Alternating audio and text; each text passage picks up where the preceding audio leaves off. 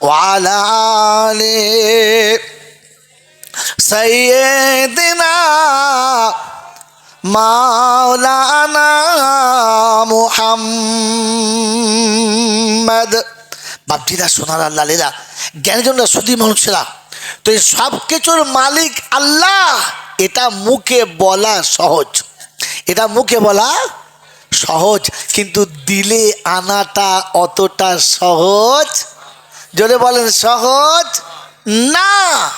আল্লাহর কাছে দোয়া করি, আল্লাহ আমাদের মুখের আল্লাহটাকে তুমি দিলে আনার তৌফিক দাও, বলুন আমিন।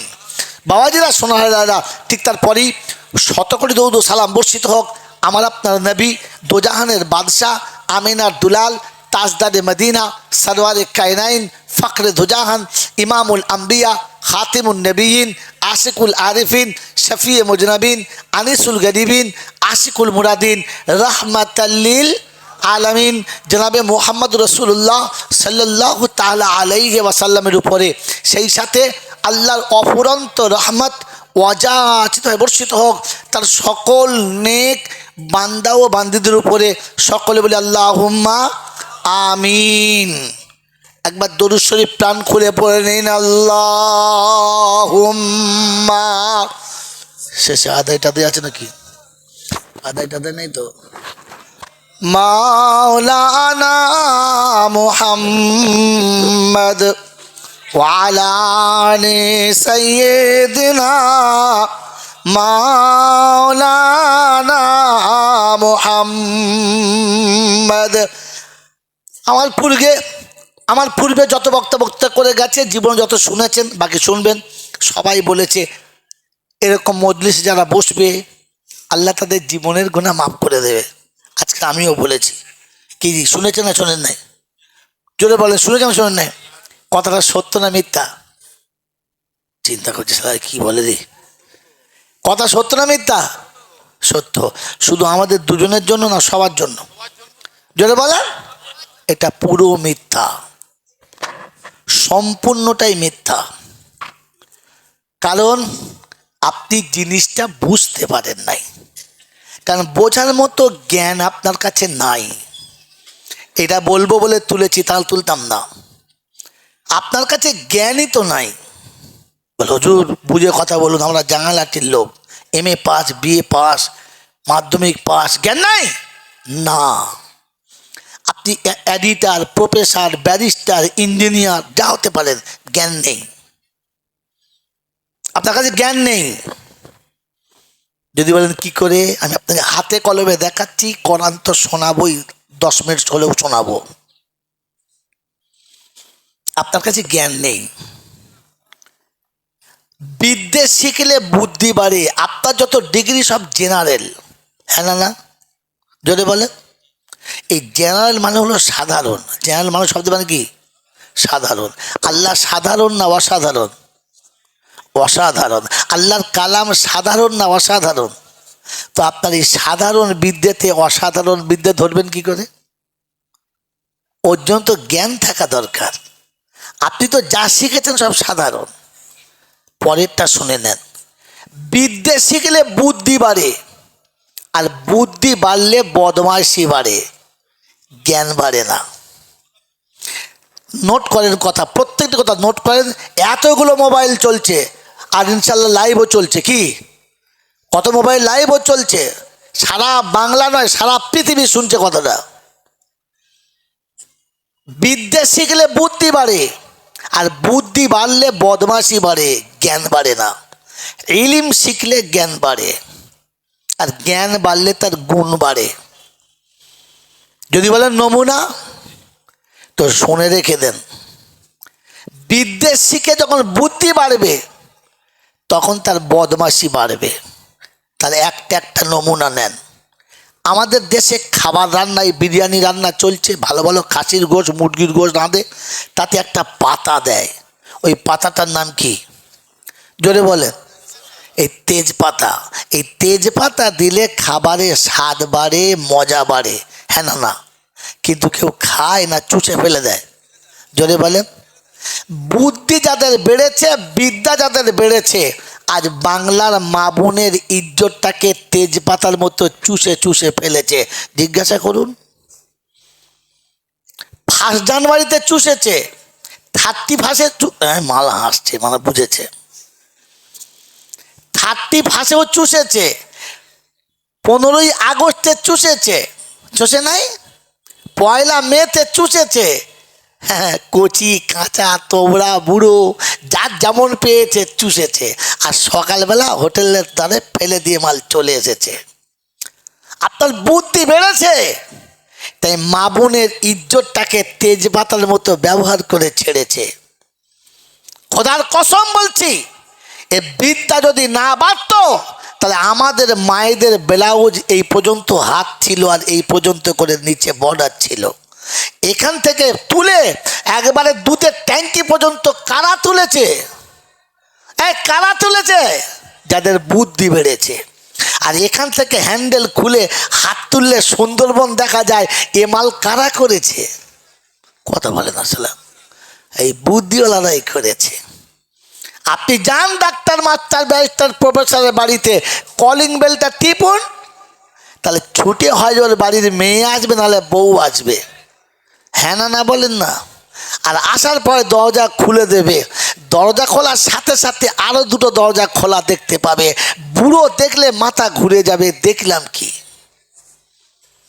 কি জি, কসম খোদার করে বলছি, এরকম আলেমের বাড়িতে গিয়ে আপনি ডাকবেন তো ভেতর থেকে প্রয়োজনে হয়তো মেয়ে ছেলে সাড়া দেবে, কিছু বলবেন এসেছিলাম মনসার সঙ্গে দেখা করতে, আপনার 14 গোষ্ঠীর তাকত হবে না যে শর্ট করে ঘরে ঢুকে পড়ি। আর ওই মেয়েটা কোনোদিন দরজা খুলে সামনে ছুটে আসবে না। প্রয়োজনে যদি দরজা খুলতে হয় তো আপনি কুত্তার মতো ঠ্যাং 2টো দেখতে পারেন, বাকি দেহ দেখতে পাবেন না। কারণ ওদের জ্ঞান আছে, তাই পর্দায় গুণ আছে, ঢাকা দিয়েছে। আপনার বুদ্ধি বেড়েছে, তাই আপনি আপনার মা বোনকে উলঙ্গ করে রাস্তায় ছেড়ে দিয়েছেন। আমিও খেয়েছি, তোরাও খা। ছি ছি ছি ছি ছি। আরে বিদ্যা বাড়লে বুদ্ধি বাড়ে। এখনকার শিক্ষিত লোকেরা সুদের টাকাকে হারাম মনে করে না, ওরা বলে এটা বেনিফিট। সুদ নয়, কি বলেন? শুয়োরের পায়খানার উপরে মোটা মোটা চিনির দানা ছড়িয়ে দিয়েছে, বলে খাস্তা মাল। এইরকম পায়খানা খায় চিনি মাখিয়ে যারা বুদ্ধিমান হলো তারা, এটা জ্ঞান বলে না। আরে জ্ঞান যদি থাকতো তাহলে বৃদ্ধ পিতামাতাকে ওরা ধরে নিয়ে গোয়ালের গরুর মতো বৃদ্ধাশ্রমে দিতে আসতে পারতো না। ওদের মনে হতো, রব্বানা আমি তো জীবনে পয়সার অভাবে কাবা দেখতে পেলাম না, তো রাসূল বললেন কাবা দেখার সওয়াব পাবি, মা বাপের মুখের দিকে তাকা। নাসরুল ওয়ালিদে ইবাদাতুন, তোর বাপের মুখের দিকে তাকিয়ে থাকা কাবা দেখার মতো সওয়াব। বলুন সুবহানাল্লাহ। এটা যদি ওর কাছে জ্ঞান থাকতো তাহলে বাপ মাকে বৃদ্ধাশ্রমে দিত না, সামনের আশ্রমে বসিয়ে রাখতো দেবতার জায়গাতে। আমার বন্ধুরা, আমার আল্লাহওয়ালা ভাইরা, আল্লাহ নবী সাল্লাল্লাহু আলাইহি ওয়াসাল্লাম বলেন, যে মানুষটা হজ করতে পারে নাই ও আফসোস করে মরে যাবে, আমার উম্মত আফসোস করে মরে যাবে। তো আল্লাহ বলেন, হাবিব তোর উম্মতের আফসোস আমি রাখবো না, মিটিয়ে দেবো। বলে কি করে? বলে ও যদি সকালে ফজরের নামাজ পড়ে, বাপের মুখের দিকে মোহাব্বতের নজরে তাকায়, আর বাপ যদি খুশি হয়, মকবুল হজের নেকি ওর আমল নামায় আমি দিয়ে দেবো, আমি দিয়ে দেবো। যার মুখ দেখলে মকবুল হজের নাকি পাওয়া যায়, ওই বাপ মাকে আলাদা করে নিয়ে বউ নিয়ে যারা খায়, এরা জাহান্নামী ছাড়া আর কিচ্ছু নয়। ও শালা যদি 10-12 হজ করে মরে তো জানবে জাহান্নামী হয়ে মরেছে, জান্নাতি নয়। কারণ জান্নাতকে তো ঘর থেকে আগে তাড়িয়ে দিয়েছে, ও যাবে কি করে?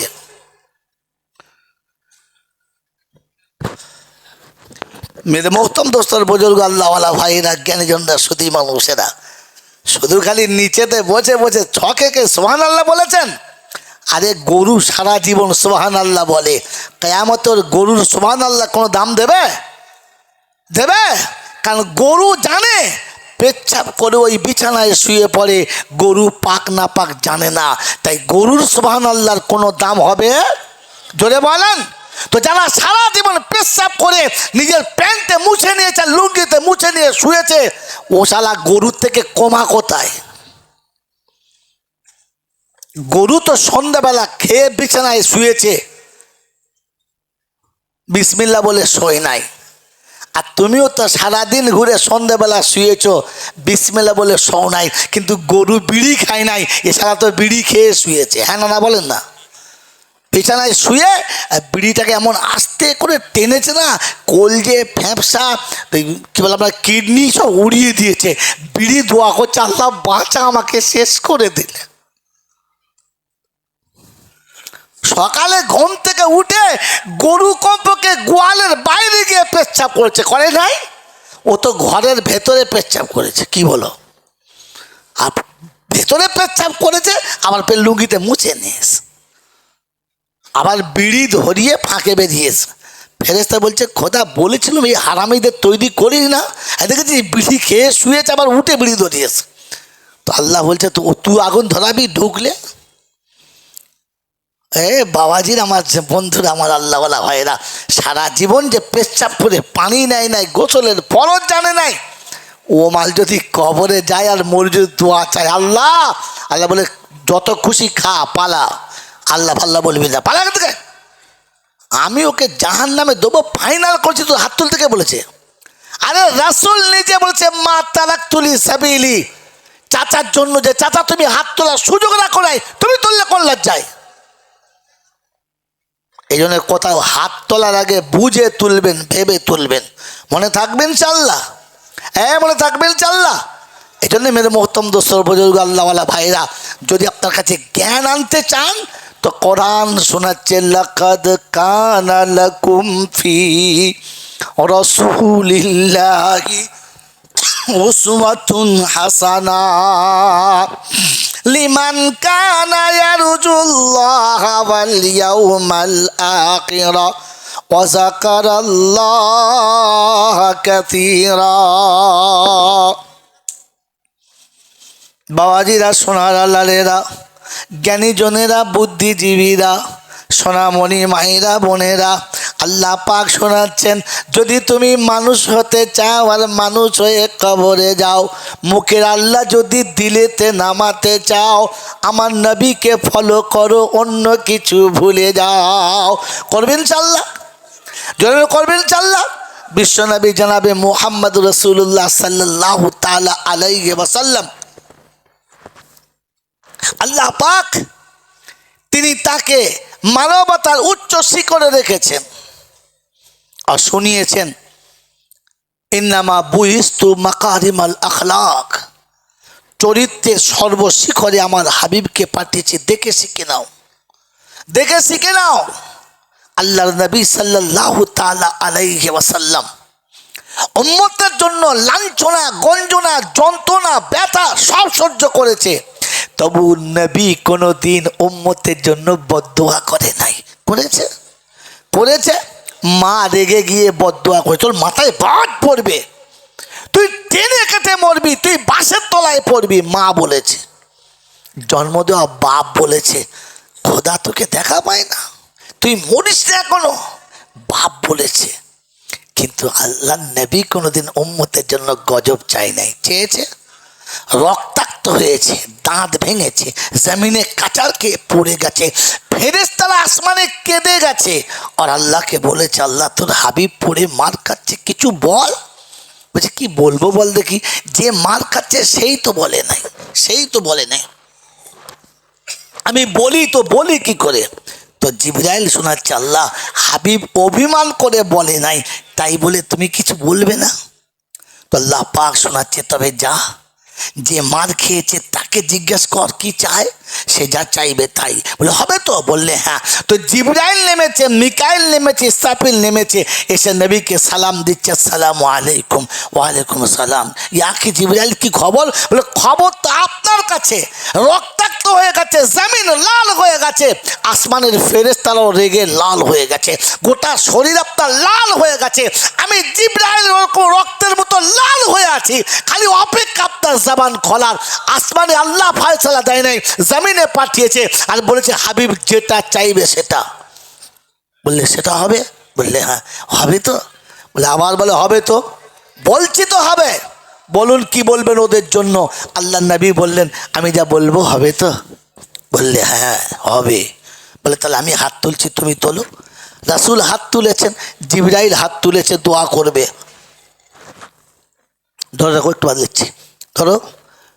রাসূল হাত তুলেছেন, দোয়া করবেন। জিবরাইল হাত তুলেছেন, আমিন বলবেন। ইসরাফিল মিকাইল পিছন দিকে আছে, তারিখ নকল করছে। এরা দুজনা বলা বলি করছে, নবী যেই বদদোয়া করবে আমিন বলবি না। বলছে কি বলবো? বলছে প্রথমে ধনে দিয়ে আসবো তারপরে আমিন বলবো। সালাকে আগে আমিন বলবো, প্রথমে ধনে দিয়ে আসবো তারপর। বলছে সর্বনাশ, কি রাগা দেখি আছে, বুঝতে পারছেন? রাসূল হাত তুলে শোনাচ্ছেন রব্বানা তাকাব্বাল মিন্না ইন্নাকা আনতাস সামিউল আলিম। আল্লাহ যেটা বলছি কবুল করে নেন।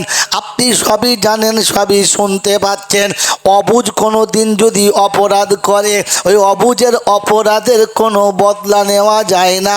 আমার উম্মত নাদান অবুঝ, তারা আমাকে চেনে না, তোমাকে জানে না। ভুল তারা করেছে, আমি ওই অবুঝের ভুলকে ক্ষমা করে দিলাম, আপনিও ক্ষমা করে দেবেন। আমি বদলা চাইছি না, আপনিও বদলা নেবেন না। জিবরাইল হাত তুলেছিল, নামিয়ে দিস। কি সর্বনাশ দেখেন করলে। কি আমাদের যদি এরকম সুযোগ একবার হাতে আসতো, কি করতে বলেন? মানে আখ চিবিয়ে খেলে একটু রস থাকে, তার থেকেও নিচড়ে মেরে দিত। আল্লাহর নবীর কথা শুনে, দোয়া শুনে জিবরাইল আল্লাহর কাছে ঘুরিয়ে দোয়া করছে, রব্বানা আদম থেকে এ পর্যন্ত আমি ফলাপ ছিলাম না, বেকার ছিলাম না, আজ ফলাপ হয়ে গেলাম, ফিল্ম বেকার হলো। বললে ব্যাপারটা কি? বলে আদম থেকে এ পর্যন্ত হয় আপনার কাছে থেকে কিছু নিয়ে এসেছি, নালে নবীর কাছে থেকে কিছু নিয়ে গেছি। খালি হাতে কখনো আসি না, যাই না। আজ এলাম খালি হাতে, যেতে হবে খালি হাতে। কিছুই তো পেলাম না। আমার আল্লাহ রাব্বুল আলামিন বলে, হাবিব আল্লাহ, আমার আল্লাহ পাক হচ্ছে জিবরাইল, এতদিন নবীর কথা আমার কাছে এনেছিস, আজ নবীকে নিয়ে আয়, দেখি নবীটা কেমন নবী। আহা, যে নবী উম্মতের এত অত্যাচারে ক্ষমা করে দেয়, নবীটাকে নিয়ে আয় দেখি। এখন নবীদের দোয়া নিয়ে এসছি, আর নবী নিয়ে আয়। মেরাজে যাবার এটা একটা কারণ। আল্লাহ নবীকে নিয়ে চলেছেন, আমি তারিখ শটে নিয়ে আসছি, আল্লাহ নবীকে নিয়ে চলেছেন।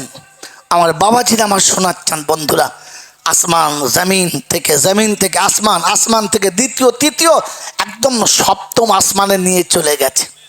সপ্তম আসমানে গিয়ে জিবরাইল শোনাচ্ছে আল্লাহর হাবিবকে, হাবিব ওই যে ঘরটা আছে না, ওখানেই আল্লাহ আছে, যান চলে যান। বলছি এ কি ভাই, এই দুর্গম পথে আপনি নেই সাথে, কি করে হবে, কি করে হবে?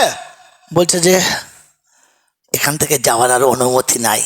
ভুল করে যদি এক কদম বাড়াই, নূরের তাজাল্লিতে পড়ে হব ছাই, যাবার অনুমতি নাই। নবী চলেছে আর জিবরাইল দাঁড়িয়ে গেছে। নবী মাটির তৈরি, জিবরাইল নূরের তৈরি। নূর দাঁড়িয়ে গেছে আর মাটি চলে গেছে।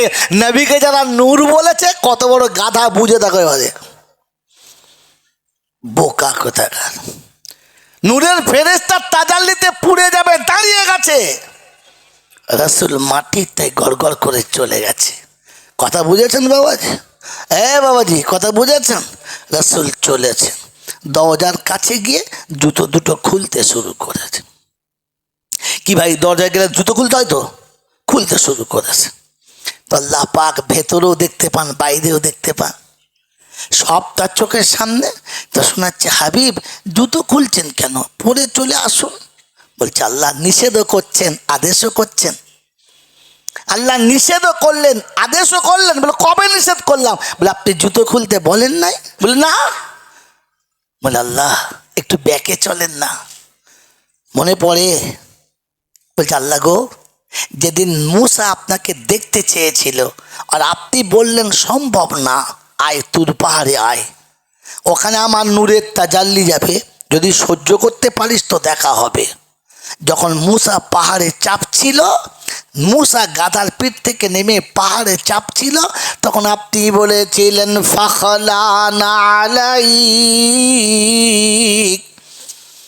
ইন্নাকা বিল ওয়াদিল মুকদ্দাসি তুয়া।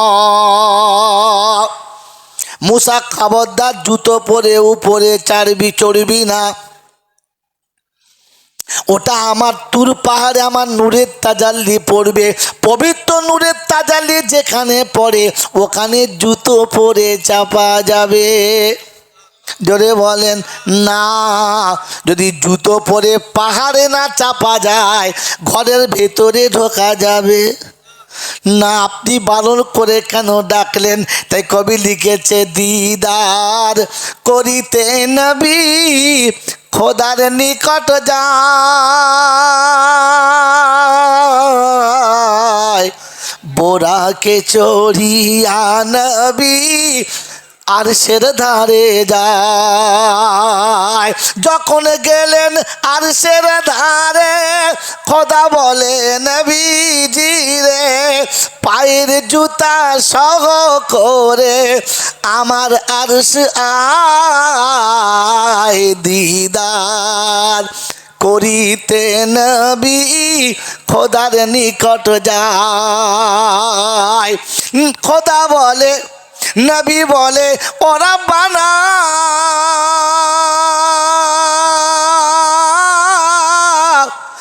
মুসাকে করেছ মানা, আমায় কেন বলো তুমি জুতা সহ